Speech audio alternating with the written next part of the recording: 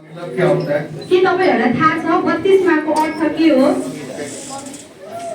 कि बपतिस्म जो होता है बहुत ही पावरफुल होता है किनभने बत्तिस्मा भनेको एकदमै शक्तिशाली थोक हो।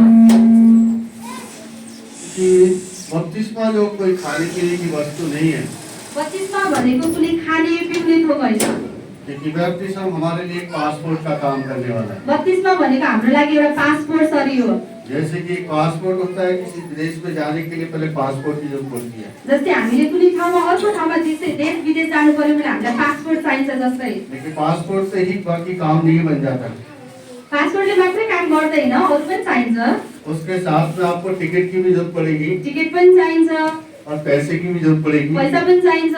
अगर ये सारी चीजों का भी इंतजाम हो जाए, लेकिन फिर भी आपको एक चीज की और जरूरत पड़ेगी, तर यो सबै थोक भइसकेपछि पनि एउटा थोक अरु चाहिन्छ और वो पड़ेगी वीजा की। र त्यो कुरा चाहिँ भिजा। अगर वीजा नहीं है तो आप विदेश नहीं जा सकते। तपाईसँग भिजा छैन भने तपाई विदेश उड्न सक्नुहुन्न। पासपोर्ट आपके पास है, पासपोर्ट छ तपाईसँग, टिकट आपके पास है, टिकट पनि छ, पैसा आपके पास है, पैसा पनि छ, जहाज भी आपके पास खड़ा हुआ है, प्लेन पनि छ है, जहाज पनि छ। आपके पास सब कुछ है, लेकिन वीजा नहीं है तो आपका सब कुछ बेकार है। सबै थोक हुँदा हुँदा पनि यदि तपाईसँग भिजा छैन भने आपकी त्यो जो मेहनत है वो सब कुछ बेकार है। तपाईको परिश्रम चाहिँ व्यर्थ हो। इतने समय से आप है ना इंतजार करें, पासपोर्ट बन जाए, पैसे का इंतजाम हो जाए और टिकट का इंतजाम हो जाए, वो सब कुछ इंतजाम होगा, लेकिन अगर जो है ना वीजा नहीं है तो आपका सब कुछ बेकार गया। यत्रो समयदेखि पासपोर्ट बनाउनु भयो, पैसा ल्याउनु भयो, टिकट किन्नु भयो, तर भिजा छैन भने काम छैन है। लेकिन वीजा वहाँ से आएगा, यहाँ से नहीं आएगा आपके देश से। तर भिजा चाहिँ तपाईको देशले तपाईलाई दिदैन, अर्को देशले पठाउनु क्योंकि पर्छ। जब वहाँ तक जाने, वहाँ से यानी वीजा जब ओके होता है तब आप जाने की वहाँ पर यानी कि जाने की तैयारी कर पाते हैं। त्यो अर्को देशले चाहिँ जब भिजा ओके गर्छ तब मात्रै तपाईले जान पाउनुहुन्छ। आपके पास बपतिस्मा आपके पास है, तपाईसँग बत्तिस्मा छ, और बपतिस्मा आपके पास है, लेकिन मगर आप अभी बपतिस्मा लेने के बाद भी आपका जीवन सही नहीं है। तर बत्तिस्मा हुँदा हुँदा पनि तपाईको जीवन राम्रो छैन भने, क्योंकि आप जानते हैं कि आप है ना एक परमेश्वर का मंदिर कहलाते हैं। किनभने तपाईलाई थाहा छ तपाई हामी चाहिँ एउटा परमेश्वरको मन्दिर हो। क्योंकि जिनके अंदर है ना परमेश्वर का मंदिर होता है, मंदिर का मतलब क्या होता है ये आज तक आपको पता नहीं है। किनभने जो परमेश्वरको मन्दिर हो, परमेश्वरको मन्दिर भनेको के हो आजसम्म तपाईलाई थाहा छैन। क्योंकि मंदिर जो होता है एक साफ और सुथरा होता है और उसके अंदर कोई गंद नहीं होता। मन्दिर भनेको सफा र सुन्दर हुनुपर्छ, त्यहाँभित्र कुनै पनि कुरा फोहोर हुनु हुँदैन। क्योंकि जिस तरह आपका घर होता है, घर के अंदर गंद नहीं होता है। जसरी तपाईले आफ्नो घरलाई सफा राख्नुहुन्छ, घर को रोज की आप ना कूड़ा करकट जितना कचरा होता है रोज की उसको साफ करते हैं, घरमा भएको सबै फोहोरहरू जसरी तपाईले दिनकै सफा गर्नुहुन्छ, और उसके अंदर पोछा वगैरह सब कुछ लगाते हैं। तपाईले झाडु पोचा लगाउनुहुन्छ।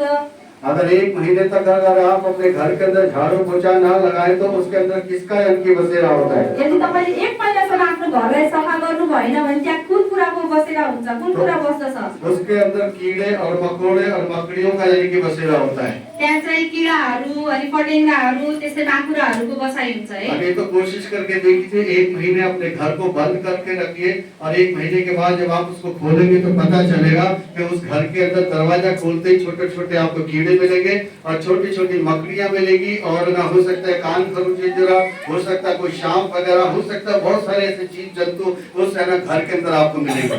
तपाईले एक महिना बन्द गरेर आफ्नो घरलाई खोलिसकेपछि हेर्नुलाई त्यो ठाउँमा विभिन्न प्रकारका किरा पटेङ्गा हुन सक्छ, सर्प, नाना प्रकारका थोकहरू त्यहाँ हुन्छन् है।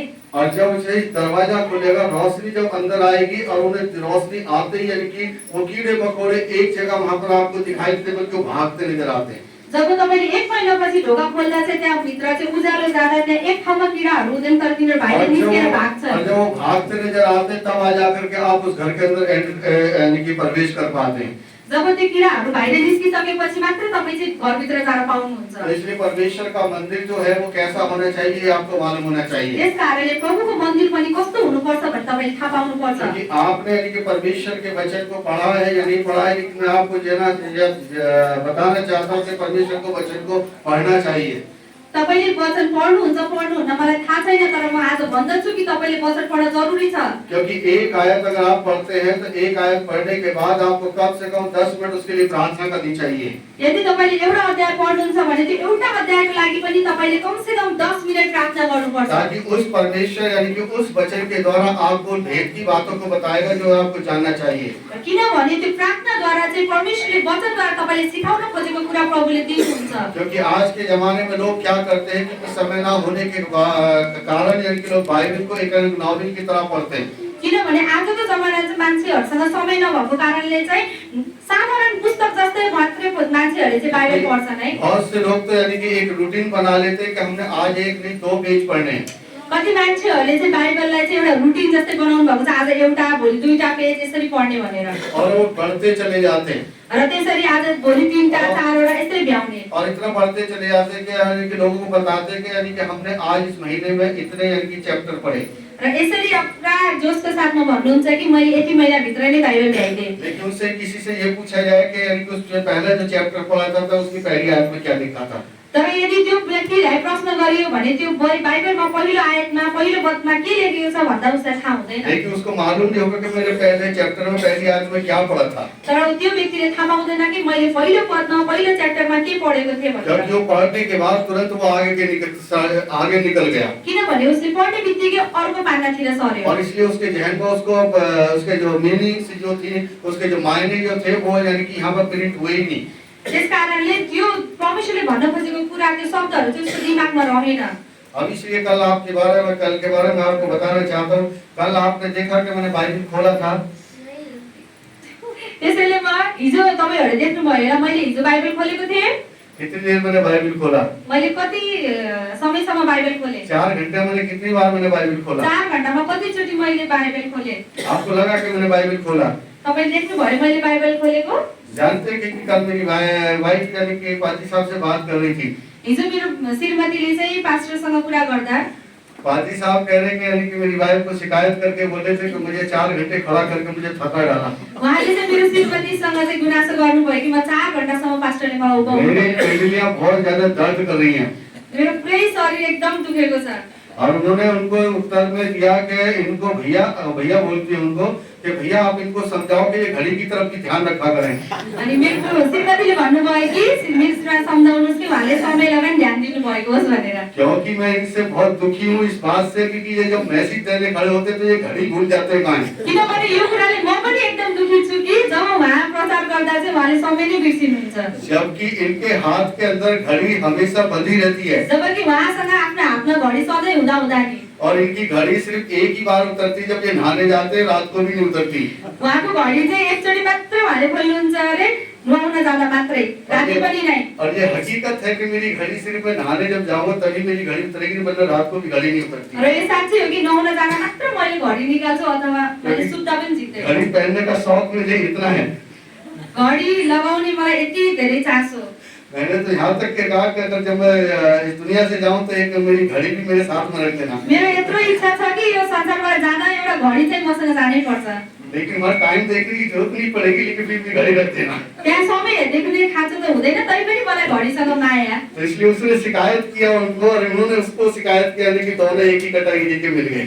त्यस कारणले मेरो श्रीमती र उहाँ दुवैले एकअर्कासँग चाहिँ गुनासो राख्नुभयो। उहाँ दुवै एउटै तरिकाले मेरो बारेमा कम्प्लेन गर्नुभयो। लेकिन उनका भी शिकायत करना ठीक है और इनका भी शिकायत करना ठीक है। र उहाँबाट पनि कम्प्लेन गर्नु ठिकै हो र यताबाट पनि, क्योंकि उन्होंने कभी 4 घंटे कभी ये खड़े नहीं हो पाए कभी, और वो कभी है ना कभी उस इतनी बड़ी सभा में वो कभी बैठ नहीं पाई है। किनभने 4 घण्टासम्म सायद पास्टर आजसम्म कुनै पनि सभामा बोल्नु भएको थिएन होला र मेरो श्रीमती पनि 4 घण्टा कुनै ठाउँमा बसेको छैन होला। कि जिस संस्था से जिस चर्च से वो आई है, क्योंकि उस चर्च के अंदर मुश्किल से 20 या 25 मिनट में मैसेज देकर के खत्म कर दिया जाता है, इसलिए उनको ज्यादा देर बैठने की आदत नहीं है। किनभने जुन चर्चबाट मेरो श्रीमती हुनुहुन्छ त्यहाँ चाहिँ 20-25 मिनट भन्दा बढी बोल्दैन। लेकिन मेरी जो नींव रखी गई है वो इस मुकाम पर ला करके रखी गई है कि 1 घंटा नहीं, 2 घंटे नहीं, 3 घंटे नहीं, 4-4, 5-5 घंटे, और सुबह से लेकर के शाम तक सेमिनारों में रहा हूँ। तर मेरो जुन जब बनेको छ, म चाहिँ सानैबाट सिक्दै आएको छु। 1 घण्टा 2 घण्टा 3 घण्टा होइन कि बिहानदेखि साँझसम्म म बोल्नु पर्दा नि बोल्छु। इसलिए मुझ पर कोई फर्क नहीं पड़ता। त्यस कारणले मलाई कुनै फरक पर्दैन। चाहे सुबह से शाम तक मुझे बैठाए रखो, सुबह से शाम तक खड़ा करे रखो, मुझ पर कोई फर्क नहीं पड़ता। बिहानदेखि बेलुकासम्म उठाउँदा बसाउँदा पनि मलाई केही फरक पर्दैन। मैं आपको सजा क्यों दे रहा हूँ? म तपाईहरुलाई किन यस्तो दुःख दिइराछु? इसलिए आप बैठ सकते हैं। तपाईहरु बस्नुहोस्।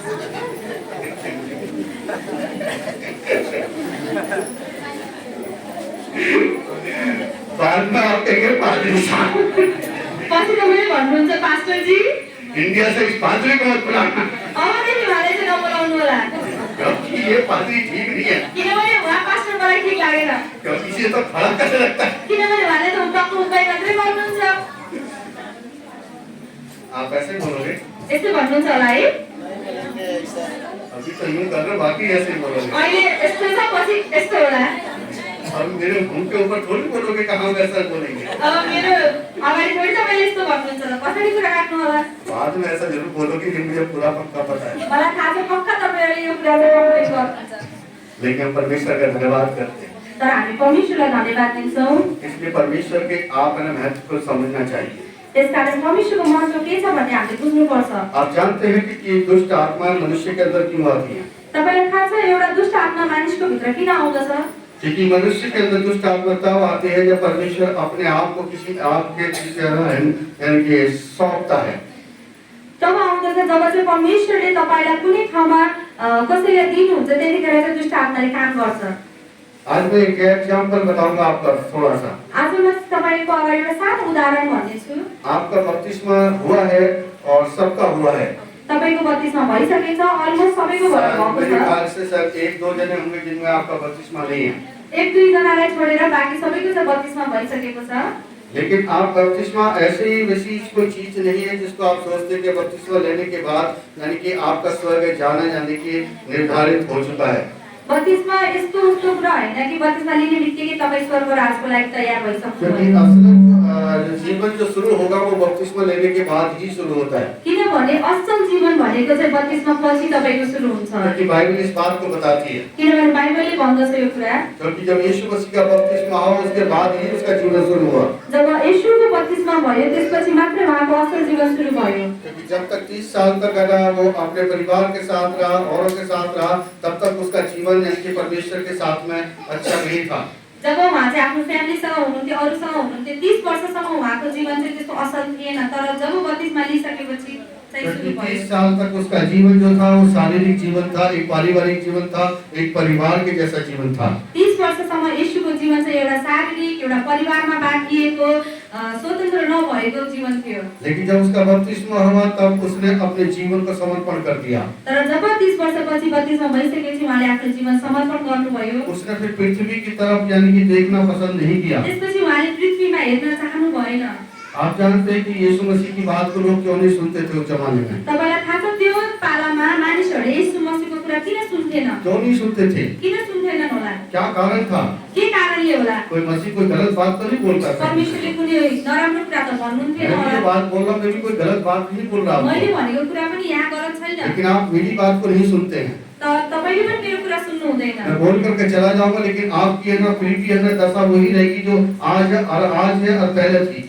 म यहाँबाट बोलेर सिकाएर गइसकेपछि पनि तपाईको हालत त्यही हुनेछ चाहिँ पहिला थियो क्योंकि अगर आप मुझे समझते हैं, अगर मेरी वाणी को समझते हैं, मेरे शब्दों को समझते हैं, तो जब मैं आऊंगा तो आपके अंदर कुछ नया होना चाहिए। किनभने यदि तपाईले साँच्चै नै मेरो शब्दलाई बुझेको भइदिएको भए मेरो कुरालाई बुझेको भइदिएको भए तपाईमा अर्कोचोटि आउँदा परिवर्तन भएको देख्थे होला अगर मुझे उसी दशा में फिर से अगर आप लोग ऐसे ही मिले तो मतलब ये उठता है कि निकल करके आता है कि आपने मेरी बातों को नहीं समझा। यदि तपाईले पहिला जस्तै नै मैले तपाईलाई फेरि पनि पाए भने त्यो कारण चाहिँ तपाईले मलाई सुन्नु भएको होइन भन्ने मैले परमेश्वर के वचन को नहीं समझा तपाईले परमेश्वरको वचनलाई पनि बुझ्नु भएन और इसलिए उसको जानना बहुत ज्यादा जरूरी है।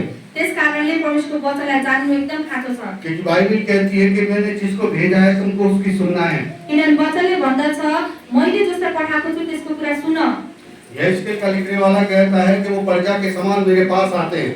इस्राएलमा भन्दछ कि उहाँहरू चाहिँ प्रजा जस्तै म मेरो नजिक आउँछन् और मेरी प्रजा बन करके मेरे सामने सुनते हैं। र मेरो प्रजा सरी नै मेरो अगाडि बसेर सुन्छन् मेरे प्रजा बन करके मेरे सामने बैठते हैं। मेरो प्रजा सरी नै मेरो अगाडि बस्दछन् मेरे वचनों को सुनते हैं, मेरो वचनलाई सुन्दछन् लेकिन मगर उस पर चलते नहीं है वो, तर त्यसमा हिँड्दैनन् त्यो वचन अनुसार हिँड्दैनन् क्योंकि जैसे आते हैं वैसे कि वैसे वो चले जाते हैं। जसरी आउँछन् त्यसरी नै जान्छ क्योंकि वो शरीर के साथ है, शरीर के साथ ही वापस किनभने लौटते हैं। उहाँहरू शरीरसँगै आउनुहुन्छ र शरीरसँगै लेकिन जब आप जानुहुन्छ कहना जब किसी आराधना में जाते हैं, प्रार्थना में जाते हैं या चर्च जाते हैं, तो आपको जिस दिन जाना होता है उस दिन कम से कम बिना आपको घंटे या 2 घंटे बैठ करके प्रार्थना करना चाहिए। त्यसकारण म भन्दछु कि यदि तपाईँ कुनै मिटिङमा कुनै चर्चमा जाँदै हुनुहुन्छ भने कमसेकम घरबाट 1-2 घण्टाको प्रार्थनामा भएर लेकिन आउनुहोस्। मैं समझ सकता हूँ तो के साथ घंटा या 2 घंटा के लिए आपके पास समय ना होगा, हुन सक्छ 1-2 घण्टाको लागि म बुझ्छु तपाईसँग समय नहोला, लेकिन बहनों के पास तो बिल्कुल समय नहीं होगा, तर भाइहरूसँग नभए नि बहिनीहरूसँग समय हुन्छ।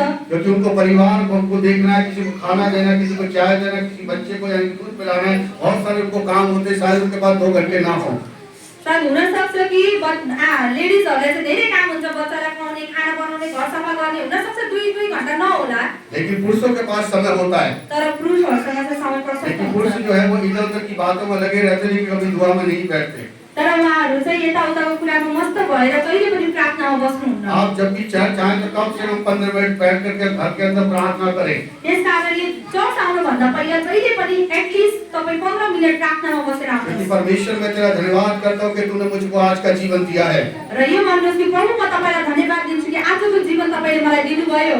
आज की सांसों के लिए मैं तेरा धन्यवाद देता हूँ। मेरो आजको निम्तिको यो सासको लागि तपाईँलाई धन्यवाद दिन्छु। आज के अमृत जीवन के लिए मैं तेरा धन्यवाद देता हूँ। आजको यो जीवनको लागि तपाईँलाई धन्यवाद दिन्छु। आज मेरे जीवन को स्वस्थ रखने के लिए मैं तेरा धन्यवाद देता हूँ। आज मेरो जीवनलाई तपाईँले स्वस्थ राख्नुभएको निम्ति धन्यवाद। और जब मैं यहाँ से निकलता हूँ तेरे भवन में जाने के लिए प्रभु तू मेरी जाने में मेरी सहायता करना। र यहाँ मेरो घरबाट निस्किएर म चर्चसम्म पुग्दासम्म तपाईँ मेरो साथ नहुनु भएको होस्। जब तेरा वचन तेरा दास जब बोलता है तो उस वचन को मैं दिमाग से लेकर के हृदय की गहराई में से मैं उसको सुन सकूं। र तपाईको दासले जुन वचन आज बोल्नुहुन्छ त्यो मेरो दिमागी हैन मेरो हृदयको गहिराईबाट म बुझ्न सकौं। और जब उस वचन को आप अपने हृदय की गहराई में से सुनोगे तो वो वचन आपके जीवन में काम करेगा। र किनभने जब वचनलाई तपाईले हृदयको गहिराईबाट सुन्दा चाहिँ त्यो वचनले तपाईको जीवनमा काम गर्छ। वो वचन आपको सोने नहीं देगा, यो वचनले तपाईलाई सुत्न दिँदैन, आपको चैन से रहने नहीं देगा, तपाईलाई स्थिर भएर बस्न दिँदैन, क्योंकि वो आपको हमेशा यानी कि उजागर करता रहेगा। त्यो वचनले चाहिँ तपाईलाई घट गजाइरहनेछ। आपको वो एक ऐसी आग सी लगाता रहेगा कि मुझे परमेश्वर की नजदीकी में जाना है। र त्यो वचनले चाहिँ तपाईको भित्रमा आगो लगाइदिन्छ कि अझै म नजिक जाऊँ। लेकिन जब आप जिस्म के साथ आएंगे तो जिस्म के साथ चले जाएंगे तो वो वचन आपके लिए कोई काम नहीं करेगा। तर यदि तपाई शरीरमा आएर शरीरमै फर्किनु भयो भने त्यो वचनले केही काम क्योंकि गर्दैन। वचन तब काम करता है वचन को जब सुनने वाला होता है। किनभने वचनले तब काम गर्छ जब तपाईले चाहिँ एकदम ध्यान दिएर सुन्नुहुन्छ। अगर आप जिस्म के साथ आए जिस्म के साथ चले गए तो कोई फायदा नहीं है। तपाईं शरीरमा आएर शरीरमै फर्किनु भयो भने त्यसको केही अर्थ आप छैन। ये सोच कर के आ रहे हैं कि चर्च जाएंगे कि हम 10वां अंश देंगे या चंदे की थैली में कुछ डालेंगे तो परमेश्वर हमको आशीष देगा। यदि तपाईले सोच्नुहुन्छ कि हामी चर्च गएर भेटी दान दिए मात्रै पुग्छ हामीलाई परमेश्वर आशीष दिनुहुन्छ भने क्योंकि इन चीजों की परमेश्वर को जरूरत नहीं है, क्योंकि इन चीजों की सिर्फ आपको जरूरत है। किनभने परमेश्वरलाई यसो भेटी दशांश खाँचो छैन, यसो खाँचो तपाईलाई छ। क्योंकि ये सिर्फ अपने फायदे के लिए देते हैं। किनभने तपाईले आफ्नो स्वार्थले दिनुहुन्छ यो। क्योंकि मैं एक ऐसे व्यक्ति को जानता हूँ कि उसकी मैंने एक गवाही सुनी थी किनभने मैले एउटा यस्तो व्यक्तिलाई चिन्छु उसको गवाही मलाई थाहा छ। और उसका जीवन वैसे अच्छा नहीं है, लेकिन ना शारीरिक जीवन उसका अच्छा है, तर उसको भित्री जीवन राम्रो छैन, तर उसको भाइले शारीरिक जीवन चाहिँ राम्रो छ। लेकिन आत्मिक जीवन अच्छा नहीं है, लेकिन शारीरिक जीवन अच्छा है उसको उसका। आत्मिक जीवनमा केही राम्रो छैन, तर उसको शारीरिक जीवन राम्रो छ। उसकी कभी सैलरी यानी कि 10,000 रुपए थी उसको पहिला कुनै ठाउँमा चाहिँ उसको स्यालेरी चाहिँ 10,000 थियो। और 10,000 में बहुत खुश था, ऊ चाहिँ 10,000 मा एकदमै राम्रोसँग एकदम आनन्दित थियो। लेकिन वो ये काम जरूर करता था। तर उसले एउटा कुरा चाहिँ कहिले गर्थ्यो, वो 10,000 रुपए में से 1,000 रुपए यानी कि परमेश्वर के काम के लिए परमेश्वर के भवन में 10वां लेकर के आता था। उसले चाहिँ जहिले पनि 10,000 पाउँदा 1,000 चाहिँ उसले परमेश्वरको भवनमा मण्डलीमा 1,000 चाहिँ दशांश ल्याउँथ्यो। लेकिन वचन को इतना नहीं पढ़ता था, लेकिन मगर 10वां जरूर लेकर के आता था। तर उसले चाहिँ वचनलाई यति ध्यान दिन्थेन, मतलब गर्थेन, तर इमानदारी त दशांश प्रति चाहिँ उसको थियो। अब उसके अंदर इस बारे में बहुत अच्छी ईमानदारी थी तर यो दशांशको लागि चाहिँ उसको एकदम इमानदारी थियो। और जैसे ही वो ईमानदारी के साथ 10वां देता था, 6 महीने के बाद उसकी पगार बढ़ गई, उसकी सैलरी जो बढ़ गई। र जब उसले 6 महिना लगातार दशांशमा इमानदारीता देखाउँदा चाहिँ उसको चाहिँ 6 महिनापछि तलब बढ्यो। और जब उसकी सैलरी बढ़ी तो सीधी यानी कि 20,000 बढ़ गई। र उसको सीधै तलब चाहिँ 20,000 भयो। और जब 20,000 बढ़ गई तो उसने कहा कि अब तो मेरी 20,000 बढ़ गई तो मैं 2,000 रुपए दूंगा। अनि उसले चाहिँ के भने अब त मेरो 20,000 भयो, अब म 2,000 दिन्छु। अब काफी समय तक मैंने 2,000 रुपए यानी कि ना अपना 10वां को देता अनि रहा। उसले त्यतिखेर पनि 2,000 एकदम इमानदारीतासँग धेरै समयसम्म 2,000 दियो। लेकिन चर्च के किसी भाग में वो काम नहीं लेता। तर उसले चर्चमा कुनै मतलब गर्दैन, कुनै कुरामा काममा भाग चर्च से लिँदैन। उसे कोई मतलब नहीं है चर्च में क्या हो रहा है, चर्चमा के भइरहेको छ कस्तो छ केही मतलब लेकिन छैन। वहाँ 10 देने में वो ईमानदार है। तर 10 का चाहिँ एकदम इमानदार व्यक्ति। लेकिन परमेश्वर ने उसको 10 में आशीषित जो बनाया है उसको, किनभने परमेश्वरले पनि उसलाई उसको दशममा आशीष दिनुभएको लेकिन छ। 10 दे रहा तो इसका मतलब ये गारंटी नहीं होगी उसकी कि इनको स्वर्ग जाएगा, तर यसको मतलब उसले दशम दिएछ भन्ने बित्तिकै ऊ स्वर्ग जाँदैन। क्योंकि परमेश्वर को अगर वो 1000 दे रहा था, परमेश्वर ने उसको 6 महीने के बाद उसको यानी कि 20,000 में उसकी सैलरी को बदल दिया। किनभने उसले परमेश्वरलाई 1000 दिएको भए के भयो, उसले परमेश्वरलाई 6 महिनापछि 20,000 दिनुभयो। और जैसे यानी कि 6 महीने के बाद उसको 1 साल और हो गया, जब 6 महिनापछि त्यस्तै गर्दा 1 वर्ष बित्दा और 1 साल के बाद उसकी सैलरी पूरी 40,000 हो गई। अनि उसको तलब चाहिँ 40,000 भयो एक वर्षमा। अब 40,000 होगी तो उसने सोचा कि अब 40,000 होगी तो मैं 4,000 दूंगा। अब अनि उसले 40,000 हुँदा चाहिँ उसले के सोचे, म 4,000 दिन्छु अब। और उसके मन में यानी कि ये बात नहीं है कि अरे मैं इतना क्यों दे रहा हूँ, पादरी को जाएगा, पादरी की जेब में जाएगा। तर उसले यो सोचेन कि यो मैले 4,000 किन दिने, यो त पास्टरको खल्तीमा जान्छ, पास्टरलाई हुन्छ। क्योंकि आजकल के लोगों की जो सोच वो यही है कि अरे यार मैंने 10 दे रहे तो शायद पादरी की जेब में जाएगा, पादरी अच्छे से मुर्ग मुसल्लम खाएगा और चैन की नींद सोएगा। किनभने आजभोलिको मान्छेहरूको सोच यस्तै छ कि यो दशांश पास्टरको गोजीमा जान्छ, आज उसले माछा मासु खान्छ, मजा गर्छ।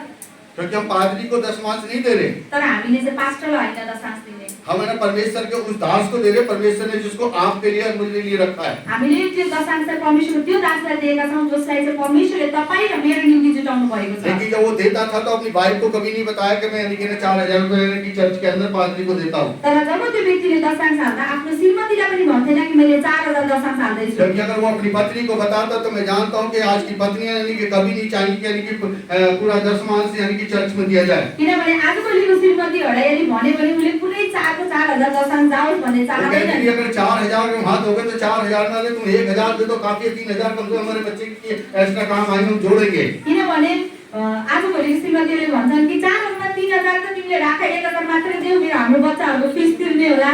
क्योंकि वो वाइनी के एक वचन को जानता था अच्छी तरह से, तर त्यो व्यक्तिले एउटा वचनलाई चाहिँ थाहा पाएको थियो। उसको कोई मेरे जैसा बेवकूफ पादरी मिला था। उसलाई पनि कोही मेरो जस्तै एउटा त्यस्तै दिमाग कम भएको व्यक्ति पास्टर भेटेको थियो। उसने एक बात बताई थी उस पादरी ने त्यो पास्टरले चाहिँ त्यो व्यक्तिसँग एउटा कुरा भनेको थियो कि जब तू दान करे, जब तू है ना परमेश्वर के भवन में तू दान करे या कुछ भी करे तो ये हाथ कर रहा है तो इस हाथ को मालूम नहीं होना चाहिए। अनि उसले चाहिँ सुनेको रहेछ कि पास्टरले भनेको यदि तैँले परमेश्वरको भवनमा केही दिँदैछस् भने तेरो दाहिने हातले दिएको देब्रे हातले नथाहा पाओस्। लेकिन उसको इस बात को सुनने के बाद उसने पादरी से पूछा जरूर कि इसका मतलब क्या है। तर यो कुरा सुन्ने बित्तिकै उसले पास्टरलाई गएर सोध्यो पनि कि यसको अर्थ के हो। ये बात तो मेरी समझ में आ गई कि इस हाथ ये हाथ दे रहा लेकिन इस हाथ को मालूम नहीं होना चाहिए, इसका मतलब क्या है। यो त मैले बुझेँ कि यो हातले दिँदा यो हातले नथाहा पाओस्, तर यसको अर्थ के हो। तो मुझ जैसे बेवकूफ पादरी ने उसको ढंग से समझाया अनि म जस्तै त्यस्तै दिमाग कम भएको व्यक्तिले पास्टरले चाहिँ उसलाई बुझायो कि इस हाथ का मतलब है यानी कि आपकी पत्नी, यो हातको भनेको अर्थ चाहिँ तपाईँको श्रीमती। क्योंकि आपकी पत्नी को मालूम चल गया कि अगर आप 4,000 दे रहे हैं तो वो आपको कभी नहीं देने देगी। किनभने तपाईँको श्रीमतीले थाहा पाउनुभयो तपाईँले 4,000 दिँदै हुनुहुन्छ भने उसले दिन दिँदैन। क्योंकि आपको गुप्त में बोना है, गुप्त में आपको मिलता रहेगा। किनभने तपाईँले गुप्तमा त्यो बिउ रोप्नु छ, किनभने बिउ त गुप्तमा नै कटनी गर्ने भयो। क्योंकि जब एक गेहूं का दाना जब जमीन के अंदर जाता है तो ऐसा नहीं कि किसी को दिखाई देता है वो, किनभने जब एउटा गहुँको दाना जमिन मुनि जाँदा त्यो कसैले देख्ने गरेर जाँदैन। क्योंकि यूहन्ना रचित सुसमाचार 12 अध्याय के 24 इस बात को लिखा है, पढ़ सकते हैं आप। किनभने यूहन्नामा भनेको छ, यूहन्ना रचित सुसमाचार उसका 12 अध्याय का 24 पद।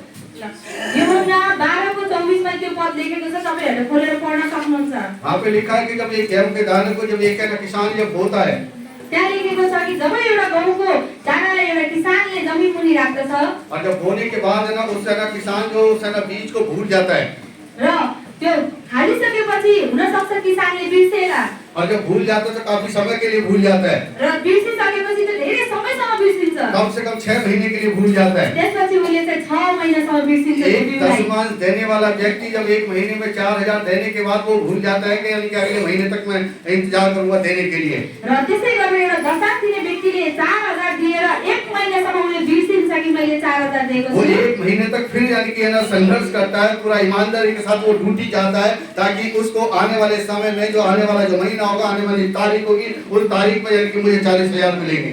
र किनभने उसले त्यसो पुरा इमानदारीको साथ महिनाभरि उसले काम गर्छ र यही सोच छ विश्वास गर्छ कि अब मैले आउने दिनमा 40,000 पाउँछु और जब उसे 40,000 मिलते तो 40 में से यानी कि 4,000 निकाल करके परमेश्वर के भवन में लेकर के र आता अब है। जुन दिन उसले 40,000 पाउँदछ त्यो दिन 4,000 झिकेर और जब प्रभुको परमेश्वर भवनमा के ल्याउँछ। भवन में लेकर के आता है वो गुप्त में डालता है। र जब उसले भवनमा ल्याउँछ तब उसले चालिहाल्छ गुप्तमा। इसी तरह एक किसान जो है ना, एक गेहूं का दाना यानी कि जब जमीन में बोता है, त्यसरी नै जब एउटा किसानले एउटा गहुँको बिउलाई जमिनमा रोप्दछ, लेकिन बोने के बाद ऐसा नहीं होता कि बोने के बाद उसका ना बीज का ध्यान नहीं रखता वो, यो होइन कि बिउ राख्ने बित्तिकै उसले ध्यान दिँदैन, केयर गर्दैन, होइन।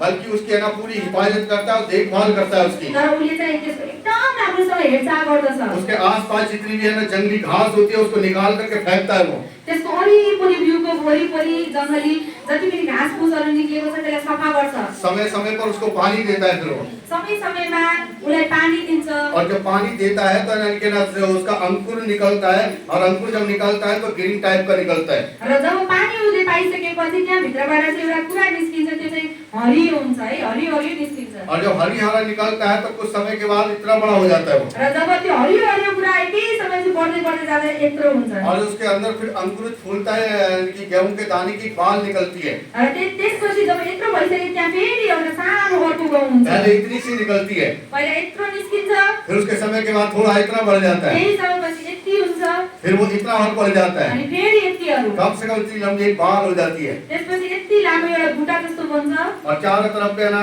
उसके कुछ ना बाल टाइप के, कुछ कांटे टाइप के, कुछ ना धारी जैसी और चीजें भी खड़ी हो जाती है। र उसको चारै वरिपरि चाहिँ काँडा जस्तो, झुस जस्तो केही न केही त्यहाँ अरू पनि हुन्छ। और जब उस बाल को जब तोड़ा जाएगा तो उसमें से कितने दाने निकलते हैं? र जब त्यो बुट्टालाई टिपिसकेपछि त्यहाँ कति दाना आपने निस्किन्छ? सोचा कभी गिनती की है उस बाल के अंदर कितने दाने निकलते हैं? तपाईले कहिले गर्ने विचार गर्नु भएको छ त्यहाँ कतिवटा हुन्छ? मैंने उसकी गिनती की है। तर मैले गरेको छु। उस बाइक के अंदर कम से कम 50 दाने निकलते हैं। तर त्यहाँ भित्र चाहिँ कति मन 50 अब होला। किसान ने कितना बोया था? र किसानले कति त्यो हाले रोपेको थियो? कितने दाने बोए थे किसान कति ने? दाना रोपेको थियो? कितना बोया था? एक दाना बोया था। एउटा। और उसे मिला कितना? कति पायो? कितना मिला उसको? कति पायो उसले? 50 मिला। 50। फायदे में रहा या घाटे में रहा? फाइदा भयो कि घाटा लाग्यो? हैं? किसान फायदे में रहा या घाटे में रहा? किसानलाई घाटा लाग्यो कि फाइदा भयो?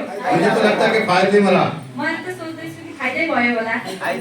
और इतना फायदा हो, यानी कि इतना एक होने के बाद अगर 50 मिलता है तो हमें कितना होना चाहिए? अब सोच यति फाइदा भयो कि एउटा रोप्दा 50 पाइन्छ भने हामीले कति रोप्नु पर्यो? लेकिन हम सोचते कि हमें बोने की क्या जरूरत है? हम सोचते कि हमें बोने की क्या जरूरत है? अनि हामीले सोच्छौं कि हामीलाई रोप्ने के जरुरत छ र? लेकिन हमको तो ऐसे ही मिलता रहता है। हामी चाहिँ त्यतिकै सित्तैमा पाउँछौं। परमेश्वर हमको ऐसे ही खिलाता रहता है। परमेश्वर हामीलाई त्यतिकै बसालेर खुवाउनुहुन्छ। आप जानते हो कुत्ते बिल्लियों को भी खिलाता है, परमेश्वरले कुकुर बिरालोलाई पनि खुवाउनुहुन्छ। जीव जंतु को भी खिलाता है, अरू प्राणीहरूलाई पनि खुवाउनुहुन्छ। पक्षियों को भी खिलाता है। पक्षीहरूलाई पनि खुवाउनुहुन्छ। वो आपको भी देता है तो कोई बड़ी बात नहीं है, तपाईलाई दिँदा पनि कुनै ठुलो कुरो होइन। लेकिन आपकी और उनकी गिनती यानी कि एक ही कैटेगरी में रखता तर है वो। तपाई र उहाँको जो गन्ती चाहिँ परमेश्वरले एउटै कुरामा वो राख्नुहुन्छ। जीव और जंतुओं के साथ में आपकी है ना आपको कैटेगरी में ला करके खड़ा करता है। परमेश्वरले तपाईलाई चाहिँ जीव जन्तुकै क्याटेगोरीमा चाहिँ राख्नु भएको छ। लेकिन यीशु मसीह नहीं चाहता कि आप अपने जीव और जंतु की कैटेगरी में खड़े रहें। तर येशूले त्यो चाहनु हुँदैन कि तपाई जीव जन्तुकै लाइनमा उभिएको। परमेश्वर चाहता है कि यानी कि यीशु मसीह के साथ है ना उसके साथ मेल खाएं आप लोग। परमेश्वरले चाहनुहुन्छ कि तपाईं येशूसँग मेल खानुहोस् भनेर। और जब आप उसके साथ में मेल खाएंगे तो ना अच्छा लगेगा। र जब तपाईं चाहिँ परमेश्वर येशूको क्याटेगोरीमा आउँदा चाहिँ तपाईलाई पनि राम्रो हुनेछ। तो इसलिए आवश्यक है कि यानी कि हम बोना सीखें। त्यसकारणले यो जरुरी छ कि हामीले पनि रोप्न सिकौं। और जब उसकी 40,000 सैलरी थी तो ना उसके कुछ समय के बाद यानी कि ना करीब 3 साल और बीत चुके थे। र जब त्यो व्यक्तिको 40,000 सैलरी हुँदाखेरि 3 वर्ष बितिसक्दा और 3 साल के बाद यानी कि उसकी 20,000 रुपए सैलरी और यानी प्रमोशन हो गया। र त्यसपछि 3 वर्षपछि फेरि उले 20,000 चाहिँ उसको चाहिँ थप भयो। और जब 30,000 यानी कि 20,000 और बढ़ गया तो यानी कि उसकी सैलरी कितनी होगी? 60,000। र जब 20,000 अरु थप्दा चाहिँ उसको तलब चाहिँ कति पुग्यो त? 60,000। 60,000 में यानी कि फिर उसने क्या किया यानी कि अपनी पत्नी को नहीं बताया कि यानी कि 60,000 हो गया। यो चोटि पनि उले आफ्नो श्रीमतीलाई भनेन कि 60,000 भयो मेरो तलब। लेकिन वो 60,000 लेने के बाद जो है ना उसने फिर है ना 6,000 देना शुरू किया। र फेरि उले चाहिँ 60,000 पाइसकेपछि उले इमानदारिता देखाएर 6,000 दियो। परमेश्वर के प्रति वो ईमानदार वैसे था। इमानदार चाहिँ परमेश्वर प्रति उ लेकिन अपना जीवन समर्पण नहीं था उसका। तर उसको जीवन चाहिँ राम्रो थिएन। देखिए उसके लिए अपना मंदिर नहीं बनाया अपने आप को, उसले आफूलाई परमेश्वरको मन्दिर बनाएन। लेकिन पैसों से खुश कर रहा था, तो परमेश्वर भी उसे पैसों से ही खुश कर रहा है। तर प्रभुले उसले परमेश्वर पैसाले खुसी तुल्याएको कारणले प्रभुले पनि पैसाले खुसी तुल्याउनु भएको थियो। तुम पैसा दे रहे हो लेकिन पैसे से ही खुश करेगा वो। प्रभुलाई तपाईले पैसा दिनु, प्रभुले पनि पैसाले नै खुसी गराउनुहुन्छ। जीवन दोगे तो जीवन के द्वारा यानी कि आपको खुश करेगा। जीवन दिनुभयो भने जीवनबाट नै खुसी पाउनुहुन्छ। कुछ समय के बाद उसकी और सैलरी बढ़ गई। र केही समयपछि त्यो व्यक्तिको स्यालेरी अझै बढ्यो अब की बात जो बढ़ी वो और कुछ तरह से ज्यादा बढ़ गई। र अहिलेको पालो चाहिँ यसरी बढ्यो कि अझै धेरै। उसकी सैलरी 1 लाख रुपए पहुंच गई। यो चोटि चाहिँ 1 लाखसम्म पुग्यो। और